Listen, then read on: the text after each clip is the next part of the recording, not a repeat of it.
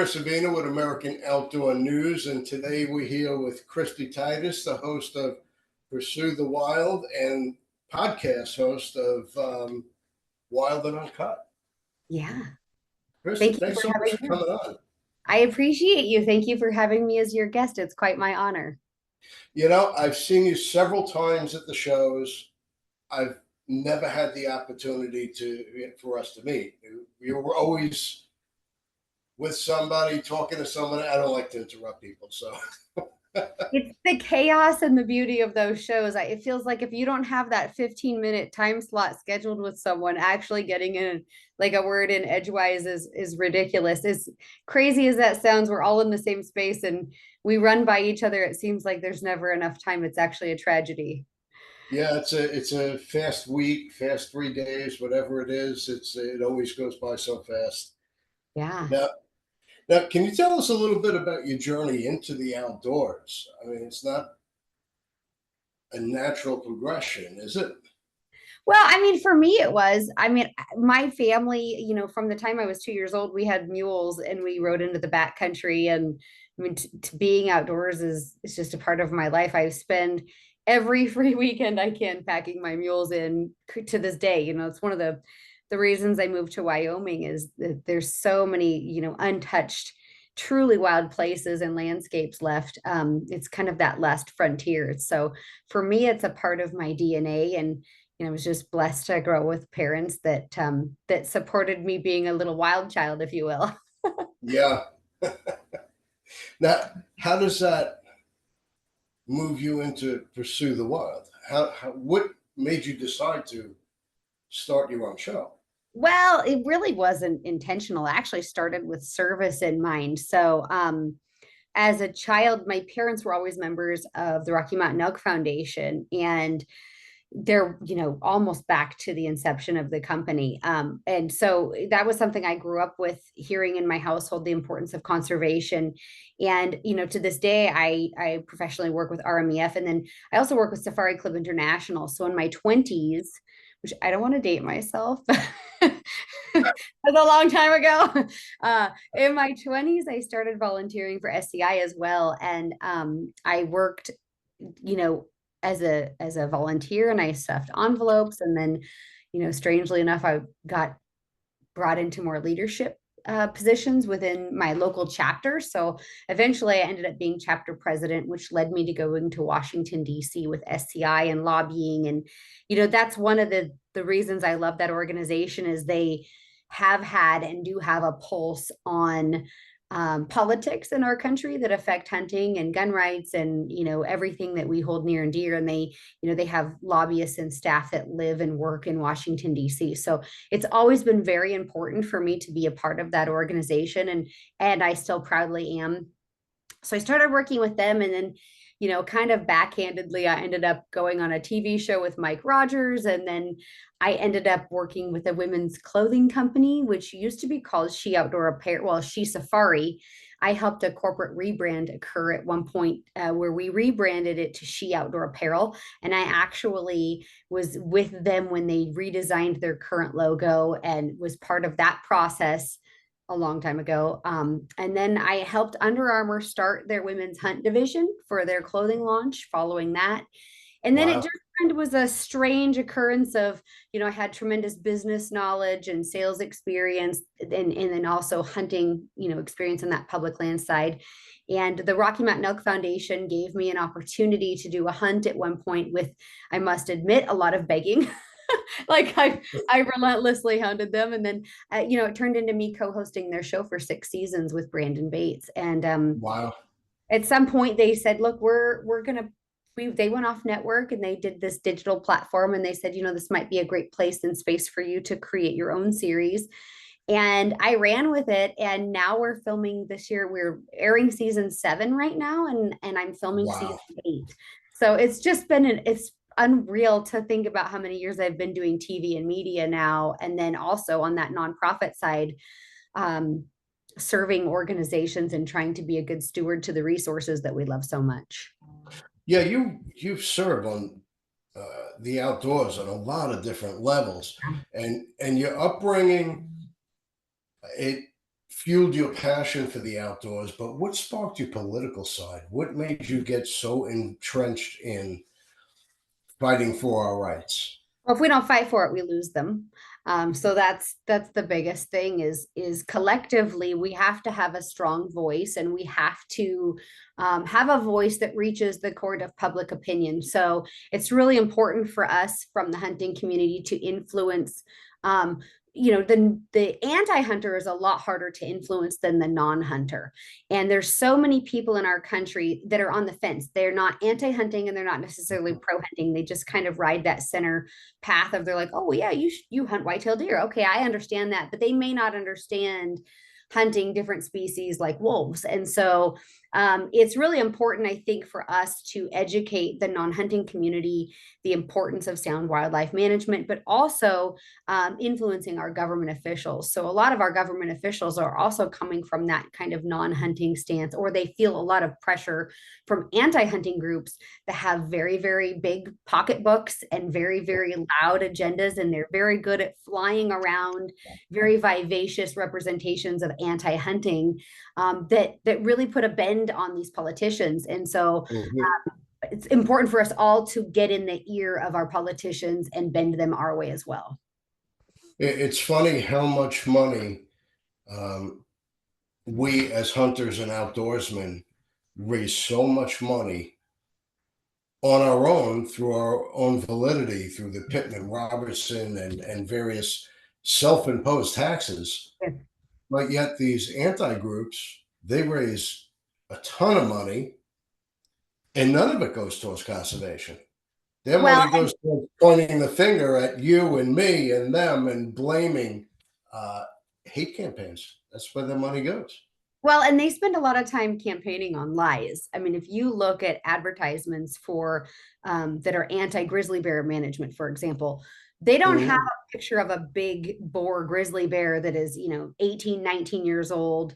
They have a picture of a sow with a cub, and they make it seem like you're going to rob this poor baby bear of its mother. And so they appeal to the heartstrings of these non-hunters that don't know any different about hunting laws or regulations, or the Yep. ethos that goes behind hunting.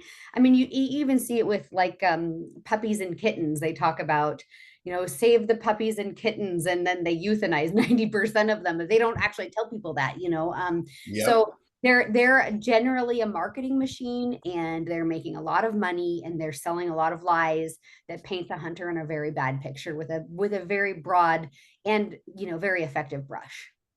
Well, you don't need to go any further than the wolf issue. Yeah. The wolf is the poster child for the non-hunters. Mhm. And we see them being reintroduced into Colorado and various states, and they multiply very quickly and they infringe on personal space. The cattle farmer, the sheep farmer, where they got to drive around 24/7 to make sure that their stock is okay. Well, and they're devastating to wildlife as well. But it goes beyond that. We're also fighting for simple things like the ability to use lead ammunition, and the fight for that, and that's an ongoing fight. And being able to bait bears, that's been another tremendous fight. The use of Yep. dogs when hunting mountain lions, and I've got to tell you, in my 40 something years, I'll just leave it at that, of going to that country. I have seen a mountain lion in the daylight without a dog twice in my life. And so, these are effective tools, using dogs to hunt mountain lions so that you can tree them, you can look at them, you can identify their age, you can identify their sex, you can identify how Mhm. mature they are in their life cycle, and you can walk away.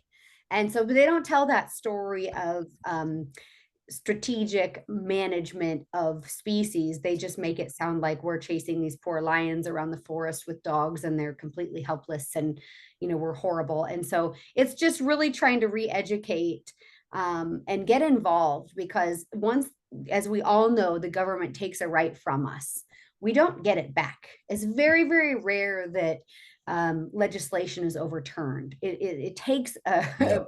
mighty effort to overturn legislation. So we have to really put these checks and balances in place. Being active in a group like SCI is a first step of working first for hunters. Sure. Now let's shift gears a little bit. You've been at this a long time. Uh, you're involved in many aspects of the outdoors. What challenges have you faced as a woman in the outdoors, and how have you overcome them? I hate to say this, this is probably like not the most feminist in movements. Like the feminists out there of the world might be angry at me, but I really don't feel like I've faced any challenges being a woman in the industry. I believe I'm as capable and as competent as any man. And the only limitations that have defined me in my career or what I'm doing are the ones I put on myself. And so I feel very blessed Mhm. that being a woman hasn't stigmatized me, and I don't feel slighted by gender inequality or anything like that. So yeah, I don't, I mean, the Yeah. only thing that I've really seen that has really transpired over the years is and has been kind of significant is being a part of kind of this movement of recognizing that there are women in the outdoor and hunting space, with manufacturers making clothing for women. Like I work with a clothing company called Born Primitive. It's all made in the USA clothing, and they make stuff for girls that fit girls, which is it's such a small market. You have Ruger firearms, and they're making firearms with adjustable length of poles so that not only women can use their firearms comfortably and accurately, but also small men. And so there has been a huge shift in my life cycle in the industry of recognizing and embracing women and welcoming us, because we are the gatekeepers of our homes. And once we're involved in something, the family is, and that's important for the continuation of our hunting traditions. Well, I'm sure you'll agree with me when I say this, that over the past, say, 15 years, maybe a little more, hunting really has become a genderless sport, That's right. where prior to it was primarily a male sport. Yeah. Now it's, because I've hunted with women that are much better hunters than me. Yeah, and that's one thing about hunting is it's something that anybody can do. I've been on hunts with a lot of combat wounded veterans, and Mhm. there's a saying with them is adapt, improvise, and overcome.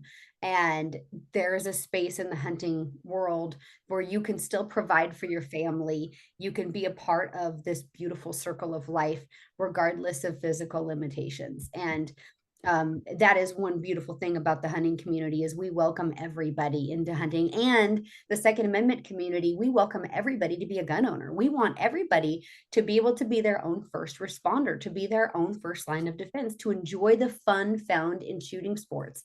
And that transcends all politics. Yeah, that's what people should really know, that you're a huge Second Amendment advocate. You're a member of the Ruger shooting team, um, an incredible bow hunter. Yeah, yeah. I shoot for bear archery, and that, following in the footsteps of Fred Bear, hunting today is really important to try to preserve his legacy. And his, the things that he tried to create was that there's not just a season for hunting. There is archers, there's rifle hunters, and that at the end of the day, we're all here for the same reason. And that shared unity and that voice that Fred Bear had transformed hunting completely. And it's just such an incredible story and legacy. Yeah, absolutely. Now, what some people may or may not know about you is you're a certified fitness trainer. Yeah. You are a fitness fanatic.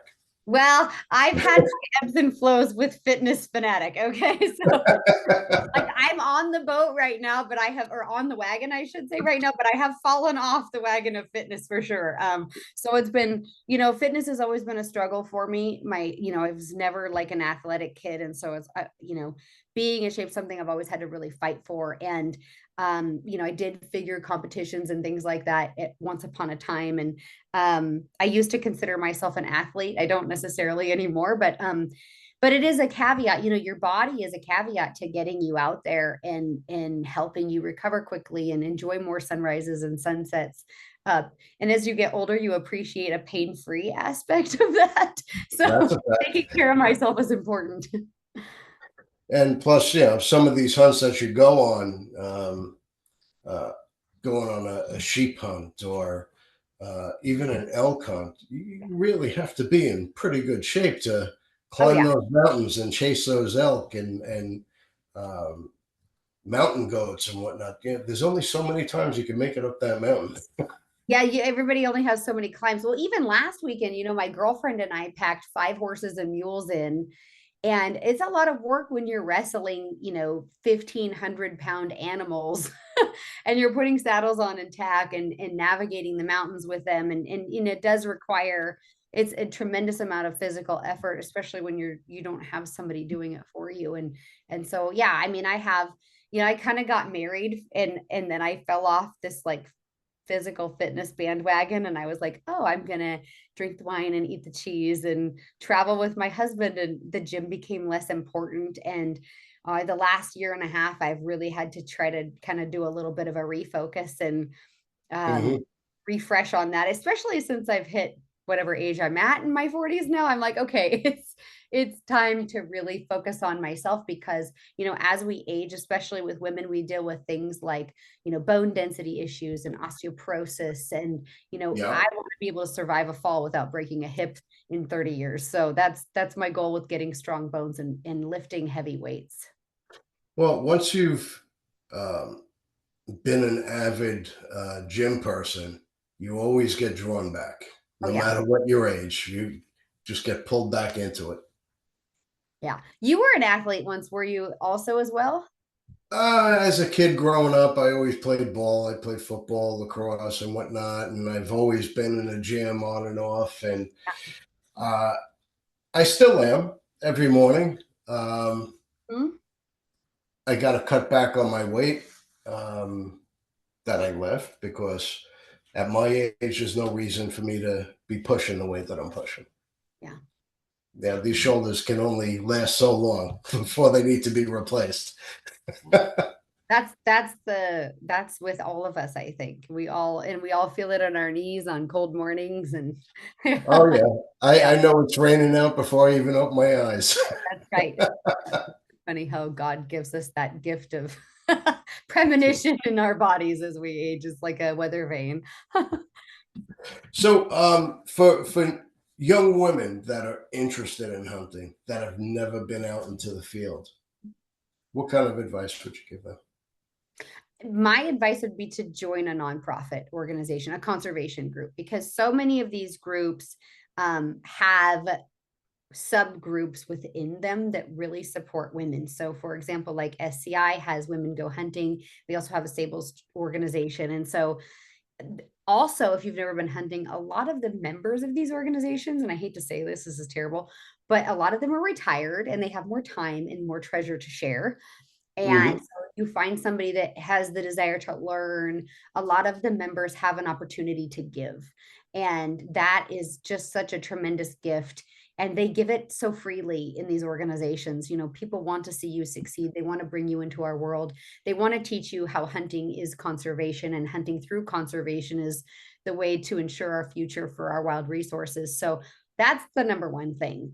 Number two is there's a ton of different women's groups out there. I just did one last, well, in June is the Wild Women's Rendezvous. It was like almost 100 women went, and they did all Wow. types of training. I'm doing women's backcountry trips on horseback every year. There's a ton of women's groups. Wilderness is another group I've done some interviews with, that they've got a really great program. So there's a ton of women programs. The Rocky Mountain Elk Foundation now has a master class program which you can pay to get education and resources. And so a lot of these NGOs or nonprofits are really taking a lot of care and concern into ensuring that women have a welcomed space. Another organization I work really hand in hand with, I'm on the board for, is First Hunt Foundation. And the great Hmm. thing about First Hunt Foundation, it's not just like kids first hunt. We've had 75-year-old women come and go on their first hunt and get mentored through First Hunt Foundation. And so Wow. we have chapters around the country. So, if you're wanting to get involved, there's so many resources to connect into. And the great thing about the nonprofits like SCI is that when you connect into them, they have this whole network that they can introduce you to. And it's such a small but large community. It gives you at least that great landing place. That's great. And, everybody should be involved in some sort of mentor program, Yeah. because that's our future.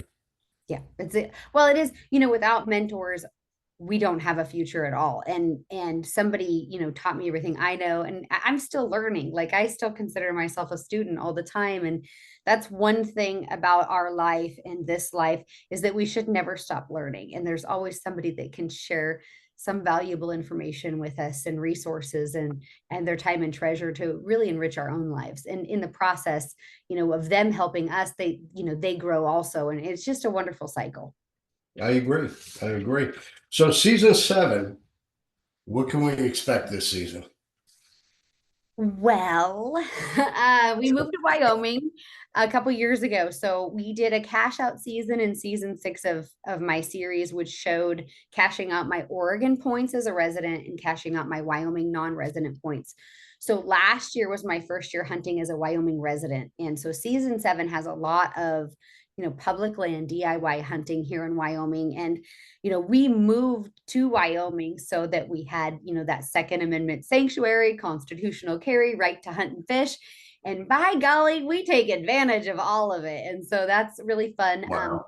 And season 7's a little bit different than my past seasons, because we're bringing in kind of a lifestyle component as well. So my husband and I are sharing, the process of building our home. And then I invite everybody in to meet all my mules and my horses, and kind of share the highs and lows of raising and training them, and then what I do to prepare my firearms, my bow, all of my gear for hunting seasons. And so it's just, it's kind of that full spectrum season, which I haven't done in the past. It's a lot more to it than people think. Oh, they just hop on the horse and go. No. Yeah, yeah, there's a lot to, well, especially when you're doing it yourself. So, I mean, it's a lot of fun. There, like, I still go to the Midwest and do outfitted whitetail hunts, because I mean, it's just, for me to hunt whitetail, that's what you do. So I still have some component of some outfitted hunts, but a lot of it is that DIY, and hopefully people find some inspiration in that and maybe decide to put in for tags, or try a new adventure. Well, that's what most people do. I mean, the average person can't afford the hunts that, you might go on, or have sponsored or whatever. Most people are not sponsored. Yeah. And, most people don't have the disposable income or do it for a living where they can afford it. And they do the DIYs and Mhm. DIYs. And I think they'll gain a lot of knowledge watching you do that. Well, I hope so. And hopefully they have fun with it also. And maybe get a laugh out of some of the interaction with me and my dad and my husband. And, we're all a little crazy and have a good time. That's what makes it fun. Yeah. So where can we find you?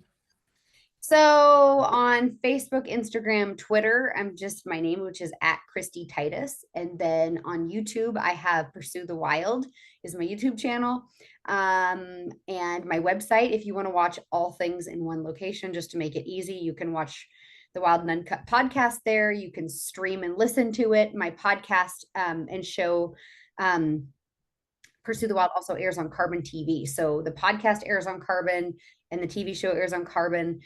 People can watch in Canada on Wild TV or Wild TV Plus. And then in the United States, I'm also on Pursuit Channel Q3, Q4. So it's kind of like all over the place. But my website's a great spot to go, which is pursuethewild.com. People can go there and land and kind of navigate whatever they want to, and leave if they want to. they might get on that page and be like, no, I'm bored. I'm gonna go on. They can save it for later, come back. They always do. Yeah. All right, well, I appreciate you taking the time to talk to us today, and we look forward to season 7 and what's to come beyond that. Hey, it's totally my pleasure. I appreciate you, and I hope everybody follows, and we can share some epic adventures together. Thanks again. I appreciate it. Thank you.